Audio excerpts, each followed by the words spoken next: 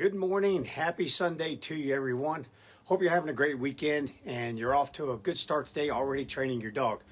I want to talk about something that's kind of dangerous out there right now. There's a trend on a lot of these social media forums for both dog owners, pet owners, dog trainers, and they're stating now or relabeling dog aggression as simply just resource guarding. In other words, there's some sort of need, and there's that need to defend the dog at all times for every reason. There's a senseless defense of a dog when it uses aggression to guard something or to acquire something.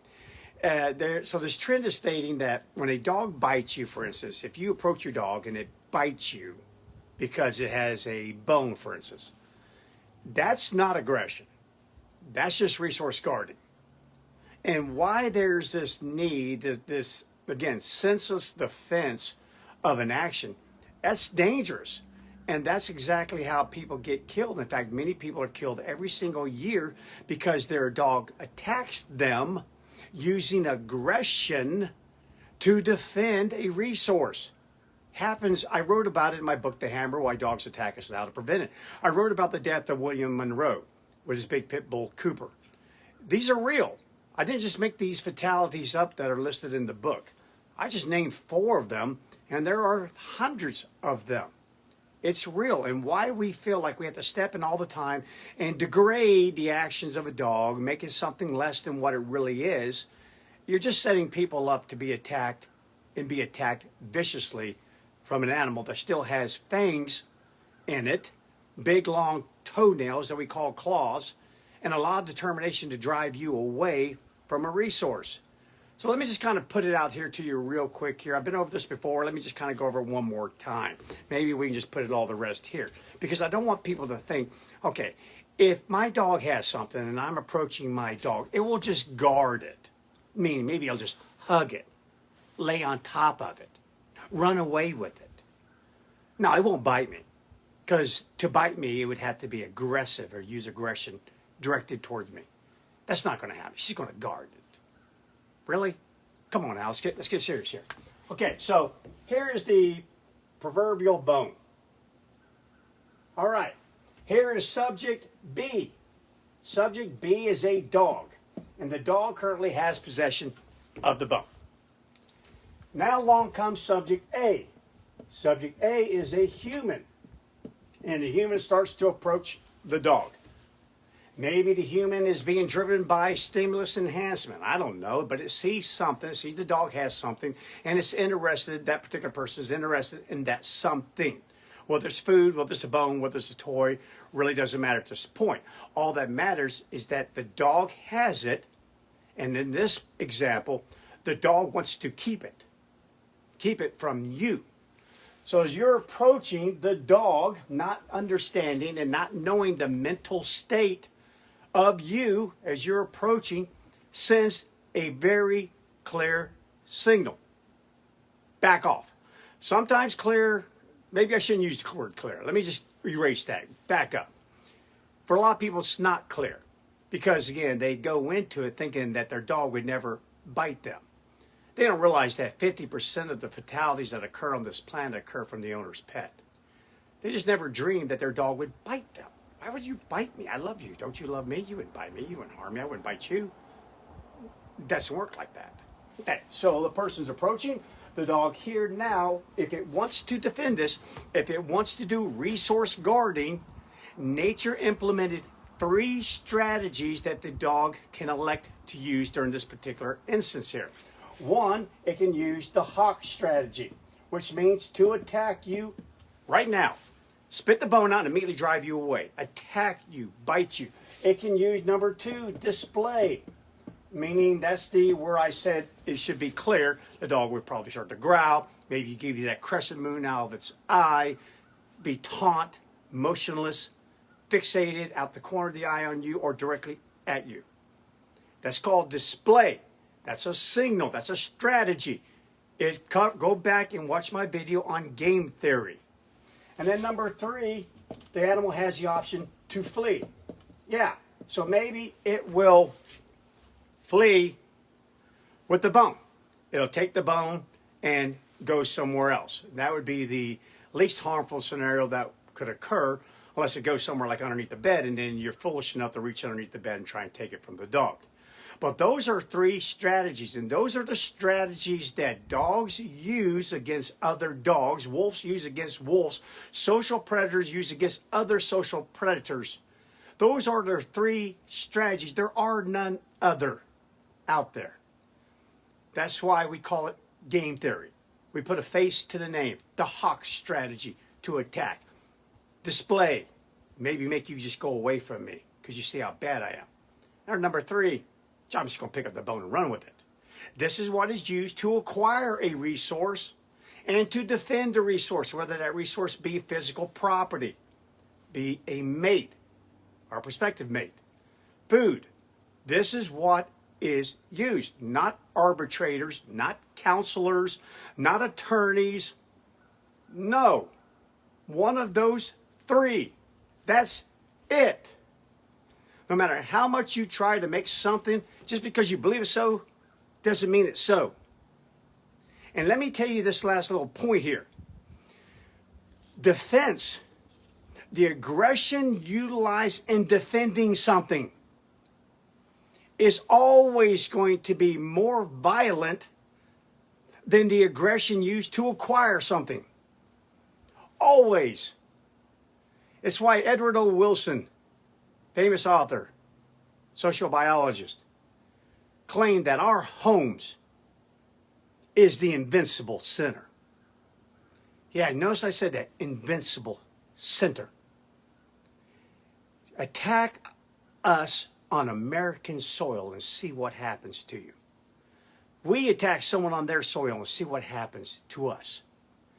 I am telling you, you may finally acquire your objective, acquire that territory, acquire that mate, but the cost will be extremely high because that other animal, that other human, depend upon the value that they place on that resource, will dictate the level of violence they will use to protect it. And we just got to get that through our heads. Your dog will bite you over a bone. Okay? Some dogs, no. And here's why. I've stated before, animals may not always, especially dogs, be very good about assessing the resource acquisition potential or the resource holding potential of another living mammal, another dog, another person. They may not know their fighting experience. Their weapons may not be readily observable, but they are capable of assessing their own. I know what my skill set is. I know what my weapons are. I know what my fighting experience is. And every time I use this little display tactic, I'm 1,000-0. That's your delivery person that comes to your home. What's your dog? Rawr, rawr, rawr, rawr. Boom, they leave. Yeah, bing. In the win column, not in the losing column. Winners win in nature. Losers typically continue to lose. So allow your dog to win more than a few times. Wow, if the hawk strategy worked, the dove strategy, meaning either one, display or flee, if those work for me, then that's what I'm going to use next time when I encounter you again. Why would I not? So they sit there and say it's resource guarding. Yeah, it is. Good for you. You label that correct. It's a resource. And there's a value to it. And the value is up to the dog, not you, to determine what's worth fighting for, what's not. And at what level is worth fighting for. What level of cost am I willing to pay to keep this? That's not up to you. When you start to approach, again, that animal will immediately try to assess, who are you? You're coming towards me. What are your capabilities of taking this thing from me? It will run you through a cost-benefit analysis. And if the cost of defending this is less than the benefit of keeping it, that animal will try to keep it.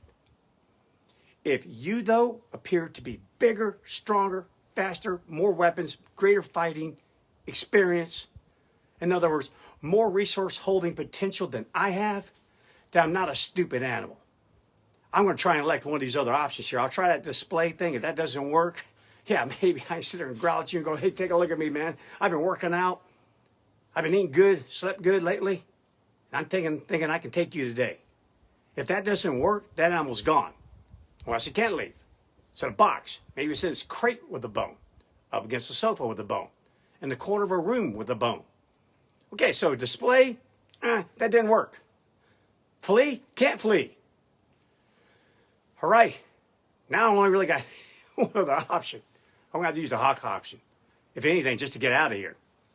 Just to get away from you. And that'd be one of those real quick, little bite and run type situations. Okay, but please keep this in your head, people. Please don't downgrade it to any degree. It is what it is. You can't handle that, then don't own a dog. Because they have teeth. And they will do exactly what I'm telling you because I've seen it. I've been there, part of it. I've been on both ends of it.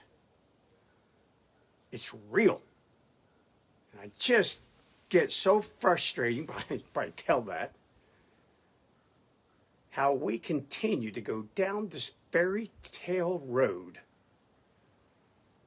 that doesn't exist. I have 3 dogs right now. 3 dogs.